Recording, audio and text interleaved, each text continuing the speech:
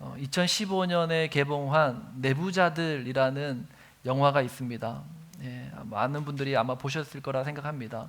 정치, 경제, 언론계를 움직이는 아주 거물급의 인물들이 배신과 그 음모를 다룬 그러한 영화죠.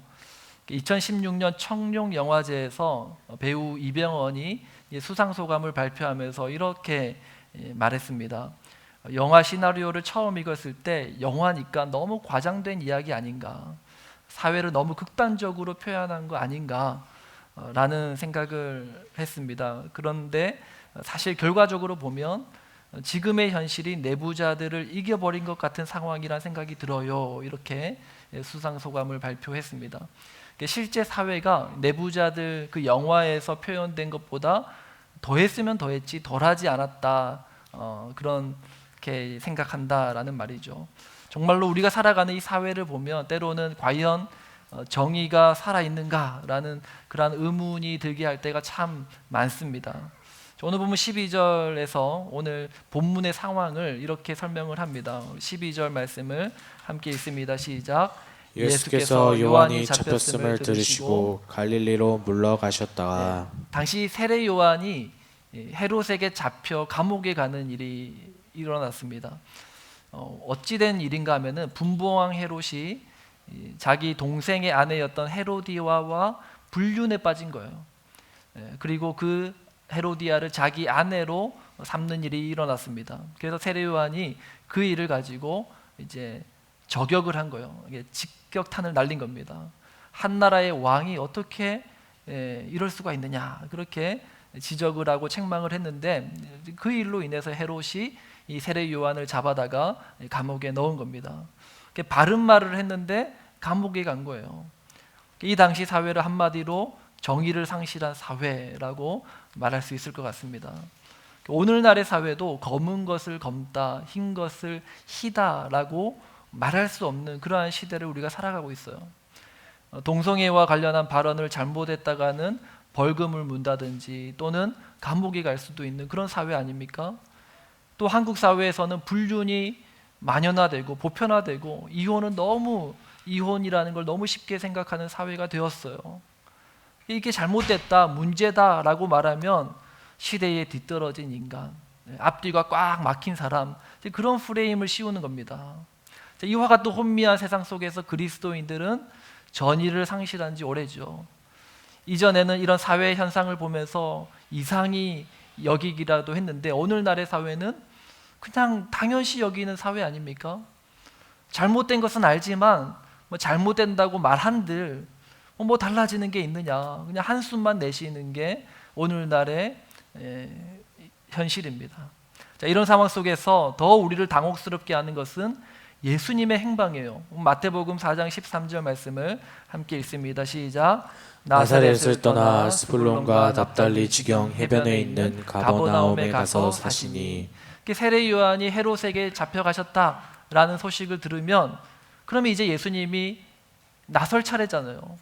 세례 요한이 뭐라고 얘기했습니까? 내 뒤에 오실 분은 열매 맺지 않는 나무마다 찍어 불에 던질 것이다. 세례 요한의 기대처럼 예수님이 이제 본때를 보여줘야 될 타이밍 아닙니까? 그런데 예수님이 어떻게 합니까? 갈릴리로 물러가셨다. 쉽게 말해 갈릴리로 도망치셨다, 그런 말씀입니다. 여기 나사렛, 스불론, 납달리, 가버나움, 이 지명들은 갈릴리의 마을 이름이라고 보시면 돼요. 갈릴리는 지금으로 치면 경상남도, 전라북도 하는 이 도의 개념이고, 그 도 안에 나사렛, 스불론, 납달리, 가버나움 이런 마을들이 있었던 것입니다. 그래서 예수님께서는 세례 요한이 잡혔다라는 소식을 들으시고 그곳을 떠나서 이제 이 갈릴리 지역, 나사렛, 스불론, 가버나움 이런 곳을 전전하시면서 그렇게 지내고 계신 거예요. 더 당혹스러운 사실이 뭔가 하면은 이 갈릴리라는 지역에 얽힌 이야기입니다. 갈릴리에는 이 과거에 솔로몬 왕이 통치하던 시기에 두로 왕 히람이 성전을 건축하기 위한 재료를 제공해 주죠. 그리고 그 대가로 솔로몬 왕이 이 두로 왕 히람에게 갈릴리의 20개의 성읍을 준 곳입니다. 자, 그 후로 이 갈릴리라는 지역은 바벨론, 페르시아, 마게도니아, 이집트, 수리아 이런 나라들에 의해서 이제 통치되던 그러한 곳이 바로 갈릴리였다라는 거죠. 그래서 그 땅에는 수많은 혼혈 인종이 살고 있었고요. 또 다양한 이방 문화가 유입되면서 여러 나라의 문화가 짬뽕된, 혼합된 그러한 곳이 바로 이 갈릴리라는 곳이었습니다. 그래서 성경은 이 갈릴리를 뭐라고 부르는가 하면은 이방의 갈릴리라고 그렇게 표현을 하고 있습니다. 또 요한복음 7장 52절에 보시면은 당시에 갈릴리에서는 선지자가 나지 못하느니라 그런 말이 돌 정도로, 그리고 예수님의 제자였던 나다나엘도 나사렛에서 어찌 선한 것이 날 수 있느냐 그런 말을 하잖아요. 그 문화가, 그런 어떤 말들이, 그런 생각들이 그 당시 사회 속에서는 아주 당연시되는 그러한 어떤 것이었다라는 거죠. 자, 오늘날의 교회도 이 혼미한 세상 속에서 갈수록 아웃사이드로 내몰리는 그러한 현실을 우리가 보게 됩니다. 제가 최근에 우연히 보게 된 영상 중에 알고리즘에 떠가지고 봤는데 기독교를 조롱하는 그런 어떤 컨텐츠가 있더라고요. K-셉, 포이즌 아십니까? 이 래퍼를 흉내내는 개그맨인 것 같아요. 뭐 개그맨인지 누군지 모르겠지만 최근에 굉장히 유행하는 것 같아요. 거의 100만에 가까운 구독자를 가지고 있고, 이들이 컨셉으로 부모님께 예수 믿는 교회 다니는 부모님 밑에서 자란 삐뚤어진 아들 컨셉인 거예요. 이 래퍼인데 그 내용이 선을 넘더라고요. 어제는 보니까 여호와라는 노래를 이 뮤직비디오로 올렸던데 예호와우라는 말을 여호와 해가지고 하는데 그 여호와 이름을 비아냥거리고 교회를 조롱하고, 근데 이걸 재미로 보기에는, 그냥 재미로 치부하기에는 그걸 보는 청년들이나 청소년들에게 이 교회라는 이미지 그리고 기독교라는 것이 참 우습고 그런 어떤 천박한 그런 모습을 비출 수도 있겠구나라는 그런 생각을 하게 됩니다. 반대로 최근에는 또 뉴진스님 들어보셨습니까? 돌풍을 일으키고 있잖아요. 뭐 부처 핸섭 이러면서 별로 재미도 없는 것 같은데 온갖 미디어나 컨텐츠에서는 이걸 뭐 재밌고 신선하다 막 그렇게 칭찬 일색이지 않습니까? 그리고 불교계에서도 이걸 또 반기는 분위기죠. 젊은이들에게 뭔가 이 불교의 이미지를 좀 친숙하게 만든 것 같다 하면서 이렇게 환영하는 그런 분위기인 것 같습니다. 또한 한편으로 이제 목회 데이터 연구소의 어떤 설문조사에 따르면 사람들에게 물었어요. 교회를 신뢰하냐? 교회를 신뢰합니까? 물었는데 이 질문에 21%만이 교회를 신뢰한다라고 대답했습니다. 반대로 10명 중에 8명은 교회를 신뢰하지 않는다라고 답했다는 거예요. 그리고 사람들에게 물었어요. 불교, 천주교, 개신교 들으면 이 세 종교를 생각하면 떠오르는 이미지가 뭡니까? 라고 했는데 불교하면 떠오르는 이미지는 포용적인, 상생하는 이런 어떤 이미지를 떠오르고요. 천주교하면 떠오르는 이미지는 도덕적인, 그리고 진정성 있는, 헌신적인, 희생적인 이런 이미지가 떠오른다고 합니다. 반면에 개신교하면 떠오르는 이미지가 뭔가 하면은 배타적인, 물질적인, 위선적인, 세속적인 이런 이미지가 떠오른다는 거예요. 뿐만 아니라 기독교인 중에 57.2%가 왜 교회 다니는가 하면 마음의 평안을 얻기 위해서 교회를 다닌다고 해요. 구원과 영생이 아니라 하나님의 자녀이기 때문이 아니라 내 마음의 평안을 얻기 위해서 나는 교회를 다닙니다. 57.2%가 그렇게 대답했다라는 거예요. 무슨 말입니까? 사실상 10명 중에 6명은 제대로 기독교를 이해하고 믿는 게 아니라 명목상의 크리스찬에 불과하다라는 말이에요. 이게 오늘날 가슴 아픈 교회의 현실이다라는 겁니다. 내 인생을 바꾼 기독교가 어떻게 이 지경이 되었을까? 너무 마음이 답답하고 가슴 아픈 현실입니다. 자, 그런데 더 당혹스러운 사실은 뭐냐면 하나님은 이미 이 모든 사실을 알고 계셨다라는 거예요. 그리고 예수님께서는 하나님이 계획하신 그 뜻을 이루기 위해서 갈릴리로 가셨다라고 오늘 말씀은 이야기합니다. 마태복음 4장 16절 말씀 우리 함께 읽습니다. 시작. 흑암에 앉은 백성이 큰 빛을 보았고 사망의 땅과 그늘에 앉은 자들에게 빛이 비치었도다 하였느니라. 네, 선지자 이사야의 예언이죠. 이사야 9장 1절과 2절에 기록된 내용이죠.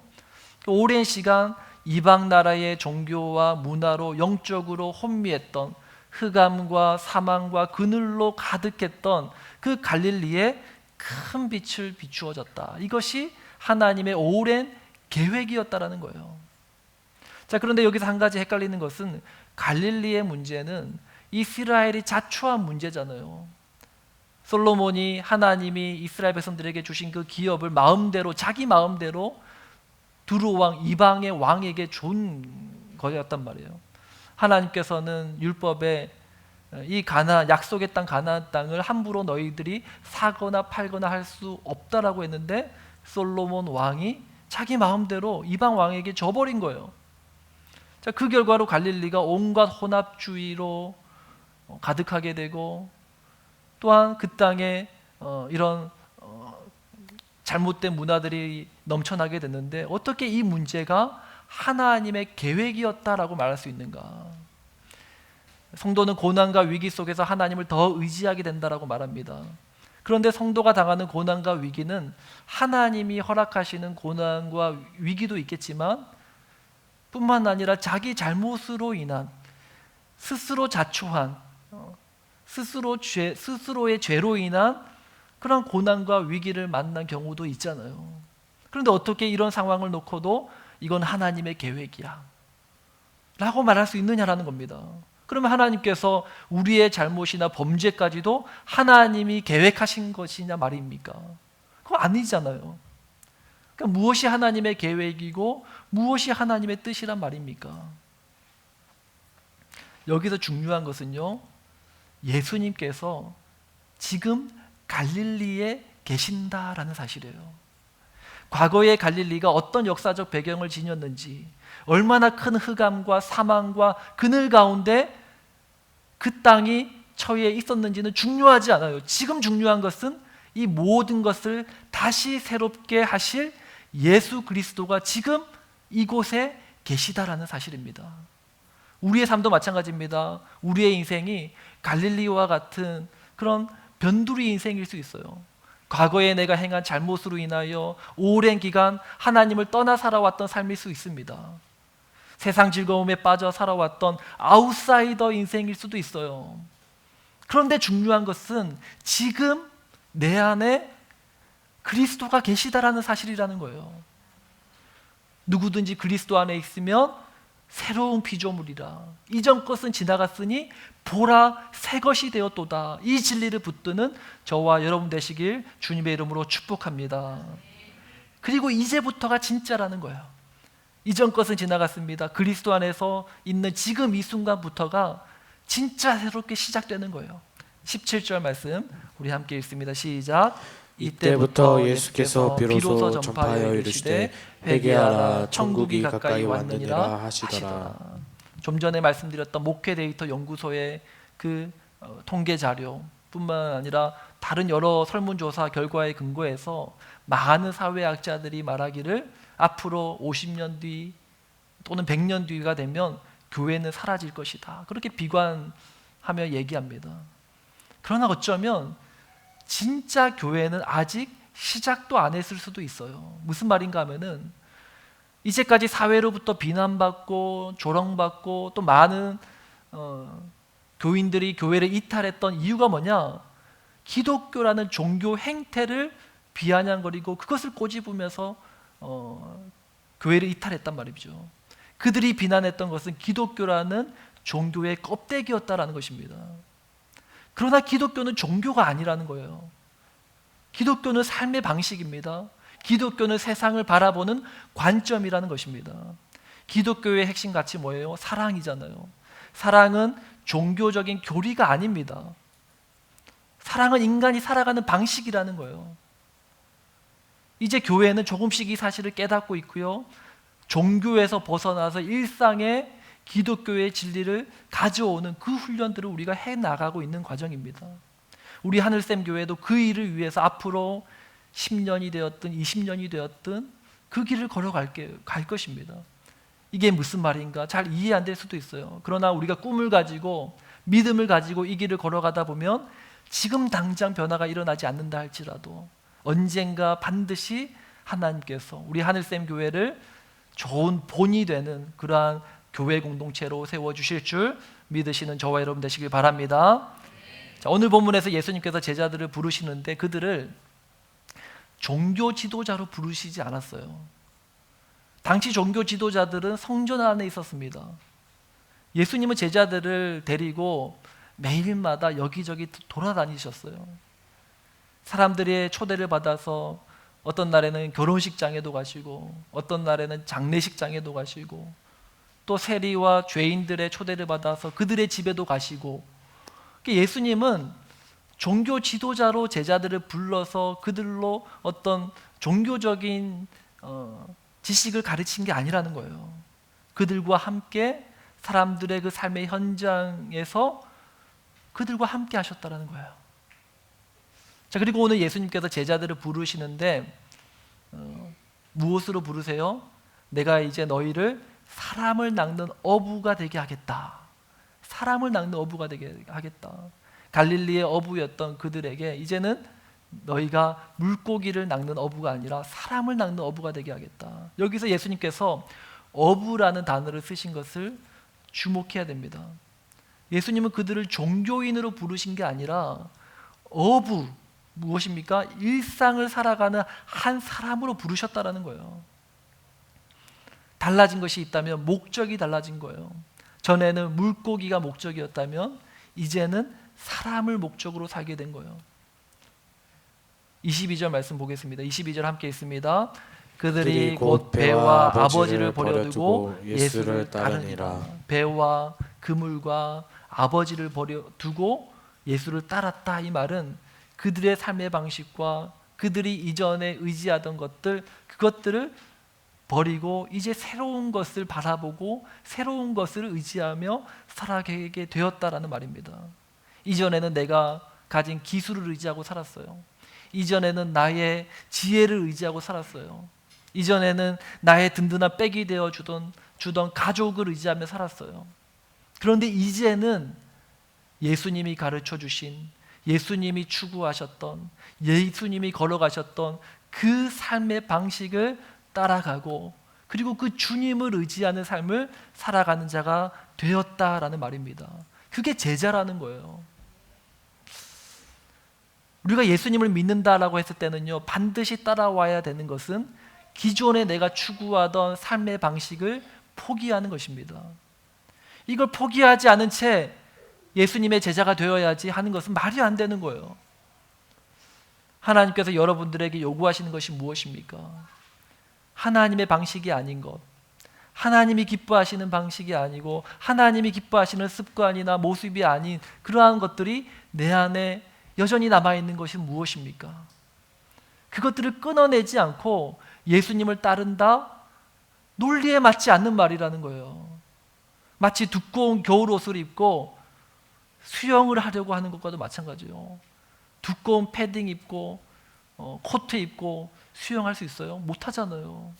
이걸 벗어던지고 물에 뛰어들어야 되는데 예수의 제자가 된다고 말하지만 여전히 내려놓지 못하고 끊어내지 못하는 그러한 과거에 내가 추구하던 삶의 방식을 여전히 고집한다? 이건 너무나도 어리석고 말이 안 되는 논리라는 것입니다. 우리가 앞으로 보게 되겠지만 예수님은 이제 이 제자들을 통해서 새로운 하나님의 역사들을 써내려가세요. 오늘 예수님께서는 이 4명의 제자를 부르시는데 이 일이 바로 그 놀라운 하나님의 역사의 시작점이었습니다. 그 일을 어디에서 시작했다고요? 갈릴리에서 시작했어요. 예수님의 하나님 나라를 위한 이 첫 번째 사역이 갈릴리에서 시작되었고, 그리고 마태복음 28장, 마태복음의 가장 마지막 장에 예수님께서 이 제자들에게 마지막 지상명령, 마지막 가장 높은 명령을 하는 그 이야기도, 그 장소도 어디냐? 갈릴리였었어요. 무슨 말씀을 하셨습니까? 너희는 가서 모든 족속으로 제자를 삼아 아버지와 아들과 성령의 이름으로 세례를 주고 내가 내게 분부한 모든 것을 가르쳐 지키게 하라. 땅끝까지 이르러 내 증인이 되라. 이 위대한 일을 누구를 통해서 이루신다고요? 제자를 통해서. 뿐만 아니라 그 제자들이 세워나갈 교회를 통해서 그 일을 이루시겠다라는 거예요. 만물을 충만하게 하시는 이의 충만함을 교회를 통해서 그 일을 이루시겠다라는 거예요. 그런데 그 하나님 나라의 일은요, 세상의 방식으로 하는 게 아니라는 말입니다. 어떤 우리 성도님이 로또 당첨되면 하늘샘 교회 위에서 건물을 사주겠대요. 네, 그 마음에 감동했습니다. 이렇게 교회를 사랑하는구나. 그런데 제가 마음만 받겠다고 했어요. 왜냐하면 교회는 그렇게 세워지는 게 아니잖아요. 세상의 기업이나 공동체는요, 큰 손 투자자 몇 명만 있으면 기업이 잘 돌아가요. 그러나 교회는 그렇게 굴러가는 곳이 아닙니다. 교회는 세상의 방식을 버리고 하나님의 방식으로 살아가기로 결단하는 성도들의 헌신을 통하여 세워지는 것이다라는 겁니다. 우리 성도님들 중에는 정말 없는 형편에서 있는 힘을 다해서 섬기시는 분이 있어요. 그 형편 뻔히 알거든요. 교회가 도움을 드려야 될 분인데 오히려 교회를 사랑하는 마음 때문에 가부의 그 두 랩돈 같은 그 헌신을 하는 건 우리 하늘샘 교회가 그런 헌신을 통해서 세워지고 있음을 기억하는 저와 여러분 되시길 주님의 이름으로 축복합니다. 갈릴리에 엄청난 변화의 바람이 불러왔습니다. 25절 말씀 우리 함께 읽습니다. 시작. 갈릴리와 데가볼리와 예루살렘과 유대와 요단강 건너편에서 수많은 무리가 따르니라. 과거에 이방의 갈릴리라 불리우던 그곳이, 갈릴리에서 선지자가 나올 수 없다, 갈릴리에서 무슨 선한 것이 나올 수 있겠느냐 라고 일컬어지던 그 영적으로 어두웠던 갈릴리에서부터 놀라운 은혜의 역사들이 시작되는 거예요. 갈릴리에서부터 시작되는 거예요. 치유의 땅이 되었고요, 회복의 땅으로 변화되었습니다. 그곳에서부터 하나님의 나라가 세워지기 시작되었어요. 저는 여러모로 이 뉴질랜드, 우리가 살아가는 이 오클랜드를 생각하면 참 갈릴리와 비슷하지 않나라는 생각을 합니다. 세계 지도를 쫙 펼쳐보면 가장 아웃사이더, 가장 변방에 있잖아요. 접근하기 가장 힘든 곳이에요. 다양한 인종, 다양한 문화들이 공존하고요, 다원주의 문화, 혼합주의, 동성애 옹호 문화, 이런 문화가 만연한 곳이 뉴질랜드예요. 그런데 기억하시기 바랍니다. 이곳에 주님이 임하시면 이곳이 하나님 나라의 영적 센터가 될 줄 믿습니다. 남태평양 지역의 복음화를 위해서 이 뉴질랜드와 뿐만 아니라 우리 하늘샘 교회가 귀하게 사용되길 소망합니다. 갈릴리의 어부였던 베드로, 야고보, 요한, 안드레, 그 아웃사이드 인생을 하나님은 그들을 부르셔서 사람을 낚는 어부로 세우셨어요. 그들을 통해서 교회를 시작하세요. 세계의 변방에 살아가는 우리도 예수님께서 제자로 세우셔서 우리를 통하여 하나님이 원하시는 바로 그 공동체, 우리를 통해서 만물을 충만케 하시는 바로 그 교회를 이루게 되실 줄 믿으시는 저와 여러분 되시길 주님의 이름으로 축복합니다. 우리 시간 함께 말씀을 생각하면서 기도하기 원합니다. 예수님께서 갈릴리에서 행하신 세 가지 사역, 가르치시고 전파하시고 모든 약한 자들을 고치신 그 일들, 우리가 꿈꾸기를 원합니다. 그와 같은 은혜의 역사가 우리 하늘샘 교회 안에 충만하게 일어나게 하여 주옵소서. 그리하여 온 수리아 땅에 그 갈릴리에서 일어났던 그 역사가 소문이 퍼졌다고 말씀하죠. 치유가 일어나고 하나님의 은혜의 역사들이 일어나는 것, 온 수리아 땅에 소문이 퍼졌다고 말씀합니다. 그와 같은 은혜의 역사가 우리 하늘샘 교회 안에서 일어나고 온 땅에 은혜의 소문이 퍼지고, 그리고 정말 하나님이 원하시고 바라시는 그 교회가 바로 이 교회구나 하는 그러한 우리 하늘샘 교회와 우리 모든 성도님들이 될 수 있기를 우리가 기대하면서 우리 함께 이 찬양으로 주님 앞에 나아갑니다. 아무도 예배하지 않는, 아무도 예배하지 않는 그곳에서 주를 그곳에서 주를 예배하리라. 아무도 찬양하지 않는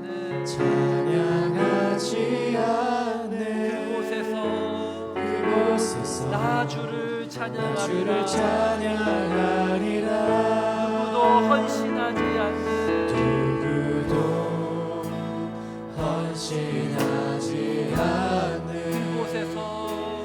그곳에서 주께 헌신하리라. 누구도 증거하지 않는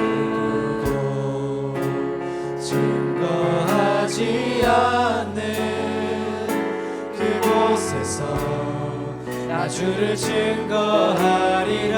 내가 밟는 모든 땅 주를 예배하게 하소서. 주의 보혈로 덮어지게 하소서. 내가 선이고 주의 거룩한 곳 되게 하소서. 주의 향기로 물들이소서. 내가 밟는 모든 땅 주를 예배하게 하소서. 주의 보혈로 덮어지게 하소서.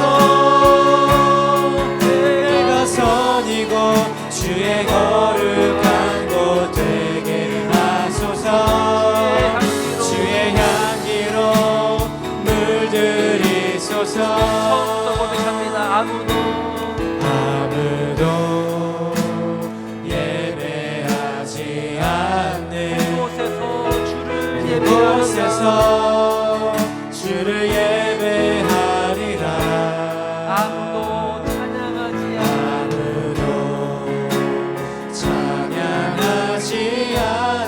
그곳에서 나 주를 찬양하리라. 나 주를 찬양하리라. 또 헌신하지 않는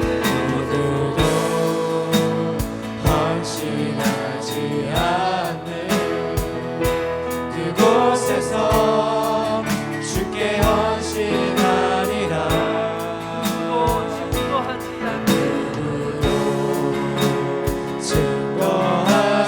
않는 그곳에서 나 주를 증거하리라. 내가 밟는 모든 땅 주를 예배하게 하소서. 주의 보혈로 덮어지게 하소서. 내가 선이고 주의 거룩한 곳 되게 하소서. 주의 향기로 물들이소서. 내가 밟는 모든 땅 예배하게 하소서. 주의 보혈로 덮어지게 하소서. 내가 선이고 주의 거룩한 곳 되게 하소서. 주의 향기로 물들이소서. 시간에 합심하여 기도합니다. 주님께서 우리를 이곳에 세우신 줄 믿습니다. 이 땅에 거룩한 하나님 나라를 세워가는 자가 되게 하여 주옵소서. 우리 하늘샘 교회를 통하여 이 땅에 주의 통치가 이루어지게 하여 주시옵소서. 우리 합심하여 주님 앞에 기도하며 나아가겠습니다. 오 하나님 아버지, 이 땅에 하나님의 나라가 우리를 통하여 세워지게 하여 아무도 헌신하지 않는 곳에서 우리가 믿음으로 결단하며 우리가 먼저 헌신하며 우리가 먼저 주님을 위하여 살아가는 우리의 인생이 되어갑니다. 주여, 이 땅의 현실이 아버지 이제까지 기독교가 조롱받고 아버지 세상의 변두리에서 하나님 내몰린 우크라이나 시대 살았다며 이곳에 주님이 함께하시며 이곳에 주님이 우리와 함께하시며 하나님 이곳이 영적인 중심이 될 수 있습니다. 주여, 우리를 사용하여 주옵소서. 우리 하늘 샘교회를 통하여 이 땅의 주의 통치가 이루어지게 하여 주옵소서. 이 땅의 거룩한 하나님의 나라가 세워지게 하여 주옵소서. 주여, 우리를 사용하여 주옵소서. 우리를 주님의 제자로 사용하여 주옵소서. 주여, 우리를 통하여 이 땅에 만물을 충만케 하시는 하나님의 그 충만함이 우리를 통하여 이루어나게 하여 주옵소서. 주여, 역사하여 주실 줄 믿습니다. 우리를 사용하여 주실 줄 믿습니다. 주님 함께하여 주실 줄 믿습니다. 주여, 역사하여 주시옵소서. 주님 인도하여 주시옵소서. 주님 말씀하여 주옵소서.